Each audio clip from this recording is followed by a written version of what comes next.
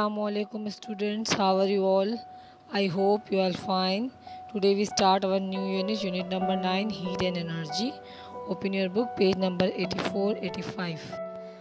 आज का जो हमारा चैप्टर है हीट और एनर्जी, जैसे कि इसके नाम से पता चल रहा है कि हम हीट और एनर्जी के बारे में हम पढ़ेंगे इस चैप्टर में।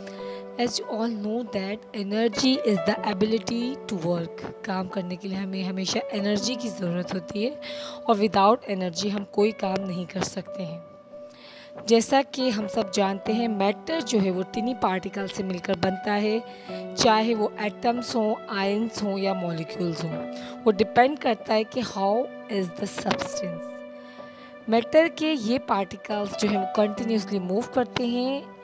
जैसे कि अगर हम कोई मेटल बार लेते हैं, मेटल बार वाइब्रेट करती है तो ये बार हीट एनर्जी एब्जॉर्ब करती है। आप सोच रहे होंगे कैसे?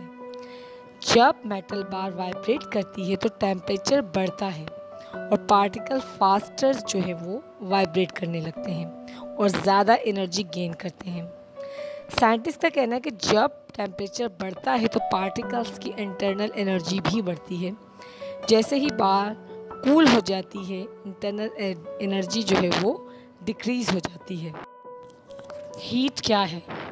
इन simple word, heat is a degree of temperature, लेकिन साइंटिफिक टर्म में heat is a type of energy found in an object that has a higher temperature than its surrounding. Heat energy की एक किस्म है जो किसी भी ऑब्जेक्ट में उस वक्त पाई जाती है जब उसका टेम्परेचर हाई हो।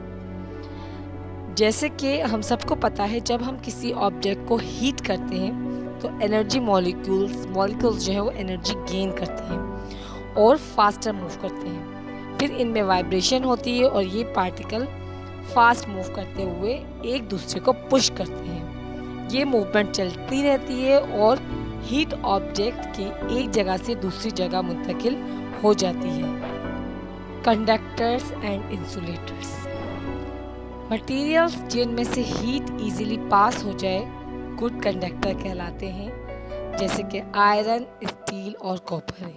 These are the best example of good conductors. इसी तरह से वो मटेरियल्स जिसमें से हीट एनर्जी इजीली पास नहीं होती बैड कंडक्टर्स कहलाते हैं, जैसे कि रबर, वुड और प्लास्टिक, जिनमें से हीट इजीली पास नहीं होती है। जैसे कि हम लोग यूज़ करते हैं बर्तन और पैन्स जो कि किचन में हम लोग यूज़ करते हैं, इनके हैंडल जो होते हैं प्लास्टिक और वुड के होते हैं। ये बैड कंडक्टर्स होते हैं, इसी वजह से इनके हैंडल्स तक जो है वो, पैन तो गर्म हो जाता है लेकिन इनके हैंडल्स तक जो है वो हीट ट्रांसफ़र नहीं होती, क्योंकि ये बैड कंडक्टर्स हैं। इस वजह से हमारे हाथ नहीं जलते हैं। मटेरियल्स जिनमें हीट और इलेक्ट्रिसिटी ईजीली पास ना हो इंसुलेटर कहलाते हैं, जैसे कि वुल, फर एंड फीदर्स। इसी तरह से फायर फाइटर्स के जो सूट होते हैं वो इंसुलेटिंग मटेरियल से बने होते हैं, जिन्हें फायर ग्लास कहा जाता है। इसी तरह सर्दियों में हम ऊनी कपड़े पहनते हैं खुद को गर्म करने के लिए। वुल जो है वो हवा को ट्रैप कर लेती है और हम वार्म रहते हैं। वुल जो है वो इंसुलेटर है। Heat energy is transferred in 3 ways: convection, conduction and radiation. ये 3 तरीके हैं जिससे हीट एनर्जी ट्रांसफ़र होती है। सबसे पहले आज हम पढ़ेंगे कंडक्शन, जो है वो सिर्फ सॉलिड में होती है जब पार्टिकल्स वाइब्रेट करते हैं। जैसे कि इसकी एग्जांपल ये है कि हम मेटल के स्पून के एक एंड को हॉट वाटर में डालेंगे, कुछ देर बाद उसका दूसरा एंड भी गर्म हो जाता है। कैसे और क्यों? वो एंड जो हमने हॉट वाटर में डाला होता है, वहाँ से मॉलिक्यूल्स एनर्जी गेन करते हैं और वाइब्रेशन करते हैं। उसके बाद ये एक दूसरे को पुश करते हैं और ये प्रोसेस कंटिन्यूसली चलता रहता है। और स्पून का जो दूसरा एंड है जो कि पानी से बाहर होता है वो गर्म हो जाता है। मटेरियल की हीट कंडक्ट करने की एबिलिटी को कंडक्टिविटी कहते हैं। Conductivity is the ability of a material to conduct heat. Different material की कंडक्टिविटी जो होती है वो डिफरेंट होती है। इस बात को हम किस तरह प्रूफ करेंगे? हम एक एक्सपेरिमेंट करेंगे। हम कुछ रॉड्स लेंगे जिनकी लेंथ और थिकनेस जो होगी वो सेम जो है वो साइज़ की होगी, लेकिन जो मटेरियल है वो उनका डिफरेंट होगा, जैसे कि वुड की स्टिक्स होंगी, आयरन की होंगी, कॉपर की होंगी, एल्युमिनियम की होंगी। फिर हम उन स्टिक्स को जिनकी लेंथ और थिकनेस सेम है वैक्स के अंदर डिप करेंगे। वैक्स जो होगा वो हॉट होगा, उसके बाद हम उसको कूल करने के लिए थोड़ी देर छोड़ देंगे। फिर एक स्पेशली जो मेटालिक बॉक्स होगा जिसके अंदर होल्स होंगे, हम जो है वो स्टिक्स को उनमें से पास आउट करेंगे। फिर हम उस बॉक्स में जो है वो थोड़ा सा हॉट वाटर डालेंगे, ठीक है। कुछ मिनट बाद हम क्या करेंगे, रॉड्स को रिमूव कर देंगे, निकाल देंगे वहाँ से।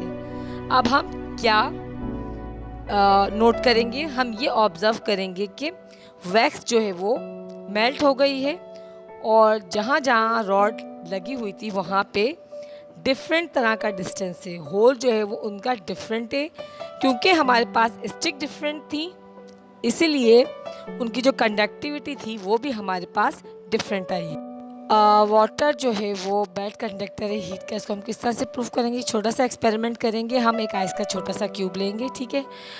आइस का हमने क्यूब ले लिया, उसके बाद हम उसको रैप करेंगे गॉज के पीस में। गॉज जो कि हम लोग अक्सर बैंडेज वगैरह में यूज़ करते हैं, उसके अंदर हमने आइस क्यूब को रैप कर दिया। उसके बाद हमने उस आइस को जो है वो टेस्ट ट्यूब में डाल दिया, ठीक है। उस बाकी टेस्ट ट्यूब को हमने वाटर से फिल कर दिया। अब हमने उस टेस्ट ट्यूब को हमने ऊपर से पकड़ा और हम उसको बंसन फ्लेम जो इसके करीब लेके गए। उसके करीब ले जाके हमने उसको किया करीब, तो पानी का हम लोग ऑब्ज़र्व करेंगे कि जैसे ही फ्लेम होती है, फ्लेम जाती है, पानी हीटअप होना शुरू होता है, तो टॉप ऑफ द मोस्ट जो पानी है वहाँ पे वो बॉयल होना शुरू हो जाता है। लेकिन वो आइस जो कि हमने रैप की है गॉज में, वो जो हमने नीचे बॉटम में है बिल्कुल, वो मेल्ट नहीं हो रही है, ठीक है। वो मेल्ट नहीं हो रही है, लेकिन ऊपर जो वाटर है वो बॉयल हो रहा है। तो इसका मतलब है कि हीट जो है वो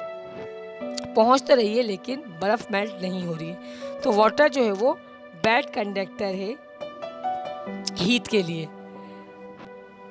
स्टूडेंट्स, आई होप आपको आज का लेक्चर समझ आया होगा। इससे रिलेटेड असाइनमेंट आप कीजिए और स्कूल में सबमिट कराइए। अगर आपको कोई प्रॉब्लम हो किसी क्वेश्चन में तो चैप्टर की जो समरी है उसको गौर से देखा करें, काफ़ी पॉइंट्स जो होते हैं वो उसके अंदर होते हैं। Thank you so much.